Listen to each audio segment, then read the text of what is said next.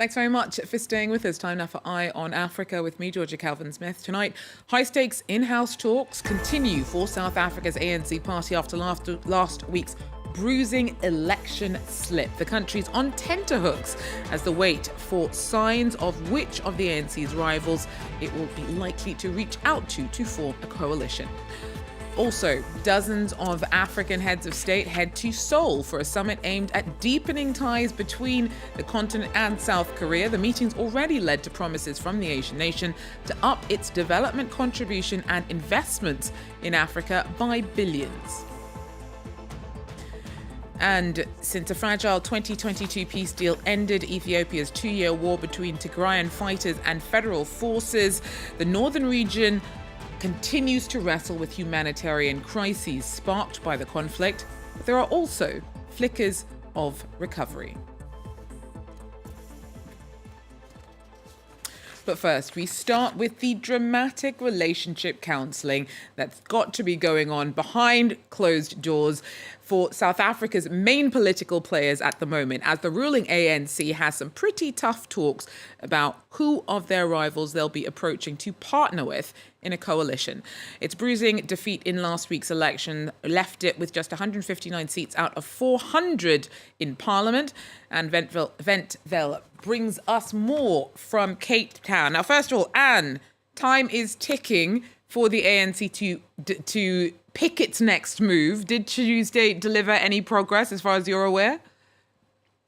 So, no, I think if anything else, what the events of today has shown that we are on tenterhooks. We are nervous as a country, basically, at this moment, and maybe slightly frustrated as well. Not as much movement as we'd like. The ANC's National Executive Committee was meant to meet today and then would have briefed the media afterwards. Now, the National Executive Committee gets briefed by the National Working Committee. The National Working Committee was meeting early today, may still be meeting, and they get briefed from senior officials who've been mandated to go and have discussions with potential coalition partners, like, for example, the IFP, who's confirmed that they talked, the DA, who confirmed that they've talked, and then they go back to the National Working Committee, they take their reports.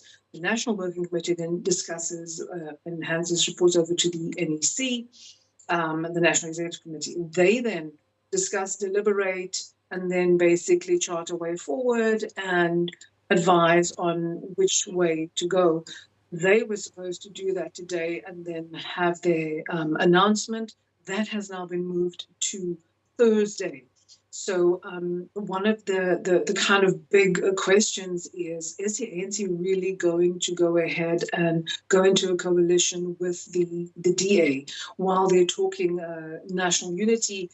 It may not have that effect because for both of these parties, their support bases, I think, would feel quite let down by them coming together like this when in some ways they are very different parties with very different kind of core values.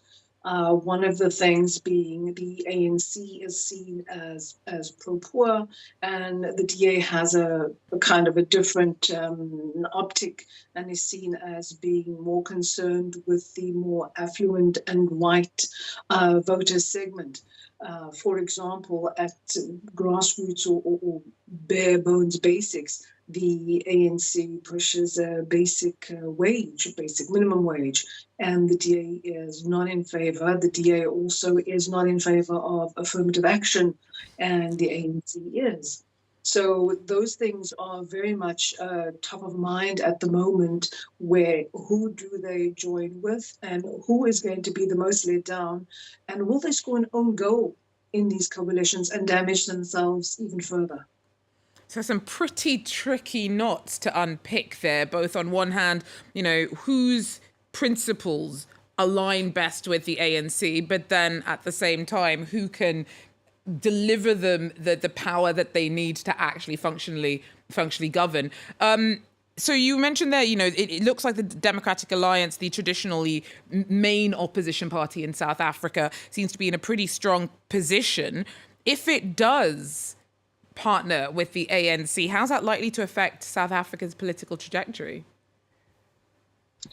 I think it's first of all it's going to weaken the ANC, and it's going to definitely put them in the position where in the next round of national elections they are going to be sorely on the back foot coming out of that, because for a lot, even within the ANC, there's a lot of unhappiness with even thinking about the DA.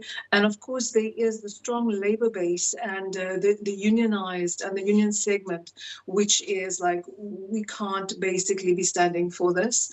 The fact, of course, is that Cyril Ramaphosa himself, a union man formerly, but then also a big business capitalist man, still as president, maintains as a citizen his business interests that he held before coming into the presidency.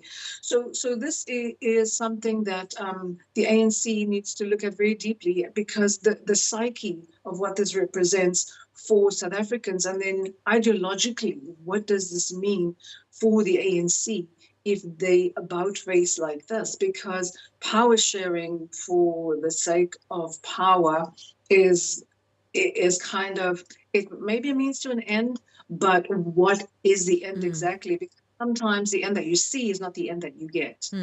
Thank you, Anne Wenzel, there for us. And Kate-Ann, thanks so much for breaking that down. And we will no doubt continue to be revisiting this sticky situation faced by the ANC as the days continue.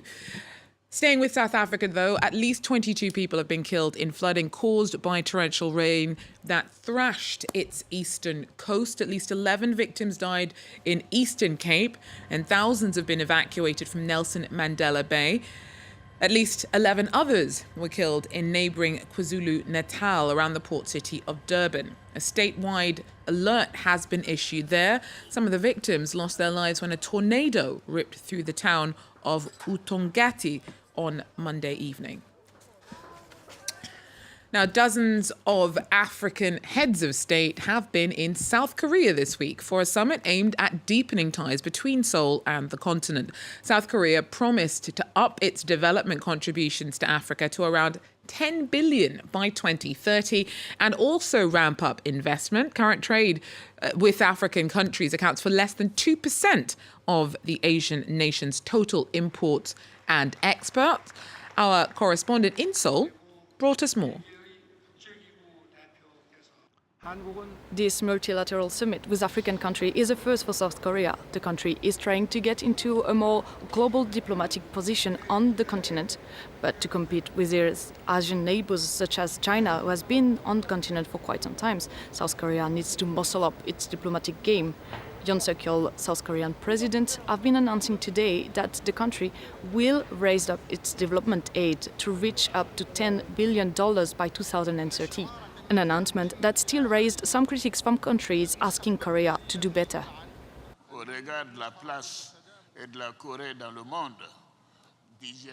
Considering Korea's position in the world as the world's 10th top economy and its efforts towards contributing to development in Africa, we encourage the Republic of Korea as our partner to do even more in favor of boosting development resources to Africa. Korea has been promoting more balanced relationship with no history of colonization, a position that resonates with some delegation, as it was expressed by Tanzania's president. Korean ODA works and responds to our needs and respect our policy space and dignity. Tanzania is currently working with a Korean company in graphite mining. Moreover, we invite more partnership in exploration, extraction, and beneficiation of the critical minerals. Graphite is one of the key minerals that South Korea is trying to secure through this summit for its nanotechnology and batteries industry. This weekend, an agreement was reached on graphite with Tanzania. Well, it's been about 19 months since a peace deal officially ended the devastating 2-year war in the northern Ethiopian region of Tigray, in which a conservatively estimated 600,000 people were killed and millions displaced. Disruptive fallout from the conflict between Tigrayan fighters and federal forces continues, but despite the ongoing humanitarian crises, the capital, Mekele, is slowly emerging from the shadow of war. After 2 years of war, the sound of gunfire has been replaced by loud machinery. Where soldiers and civilians once fell, buildings are now going up. An attempt to leave the region's dark history behind. People are finally finding some relief after many hardships. When there is peace like this, people can focus on their livelihoods. The 2-year war between Ethiopian federal forces and Tigrayan rebel authorities, marked by atrocities on both sides, killed roughly 600,000 people, forced several millions from their homes, and triggered widespread hunger. As both sides fought for control of Mekele, the regional capital, they imposed a de facto blockade. No access for humanitarian workers, no access for media, and no internet. More than 90% of Tigray's health facilities were damaged, looted, or destroyed. In this post-war context, authorities made infrastructure their priority. We are building around 12 roads in the city. We are also working on 2 hospitals that are currently in progress. During the war, both sides recruited civilians en masse to fight in their ranks. Herman Jebre is one of them. He fought with Tigray's People Liberation Front and was forced to disarm and demobilize after the war. He's now working on rebuilding this former battlefield. Now that the war has ended, there's peace. If this peace continues, all public services such as telecommunications, hospitals and schools will bring about substantial change. The road to reconstruction could nonetheless be a rocky one. The cash-strapped Ethiopian government estimated it could cost up to 20 billion euros. Well, a nationwide strike that got off to a crippling start on Monday has been suspended in Nigeria to allow for another week of negotiations with the government about demands to increase the minimum wage. A day earlier, union workers had shut down the national grid, stalled domestic flights, and closed most federal offices, ports, petrol stations, and courts to demand that the government increase its offer as the country struggles with the most devastating cost of living crisis it's faced in a generation. And whilst on his latest tour of Africa, Russia's Foreign Minister Sergei Lavrov held a joint press conference with the Republic of Congo's President Denis Sassou Nguesso on Tuesday. Lavrov's visited the continent several times over the past few years as Russia seeks to shore up support amidst its full-scale invasion of Ukraine. A number of African countries have increasingly expressed growing frustration with their traditional Western partners like France and the US. The International Energy Agencies warned that the extraction of fuels used for cooking threaten 110 million hectares of forest around the world. In Africa, this happens because many households use charcoal made by heating wood at high temperatures. A Senegalese organization called Nebede, though, has spent 10 years promoting an alternative. Our correspondent reports. See, I've only put 4 kilos in, and that will be enough to cook the rice. This so-called organic charcoal, when used in the right conditions, produces less emissions than the traditional alternative. Mata has been using it for some time and is glad to have made the switch. This green charcoal is very easy to light, and the fire burns slowly. There is no smoke, and it doesn't impact my health. You can cook very easily with it. This charcoal is made from straw by women living in a village called Toubacouta, nestled in the Senegalese countryside some 250 kilometers from Dakar. The straw is gathered from millet fields and forests before being burned on site. It contributes far less to deforestation than regular charcoal, which is made from wood. Since we began working with straw, we have stopped cutting trees here. Nobody does that anymore. Before, as soon as we found a tree, we would cut it down to make charcoal, but that's finished now. The burned straw is then processed in this workshop. I am mixing the burnt straw with clay. Once it is nicely mixed, I put it into the press to make little bricks. This fuel is far less polluting and more environmentally friendly. It's also less expensive than regular charcoal, selling for 40 to 80 cents per kilo. For Nebede, the NGO behind the initiative, more work needs to be done to win over Senegalese households. We need to work on changing habits. In Senegal, people like to cook very quickly. With the charcoal, you need to be patient. The NGO estimates that burning regular charcoal accounts for 80% of all energy consumption in Senegalese households. Well, that's it for Eye on Africa for now. Thanks for joining us, though, and do so again if you can. Till then, take care.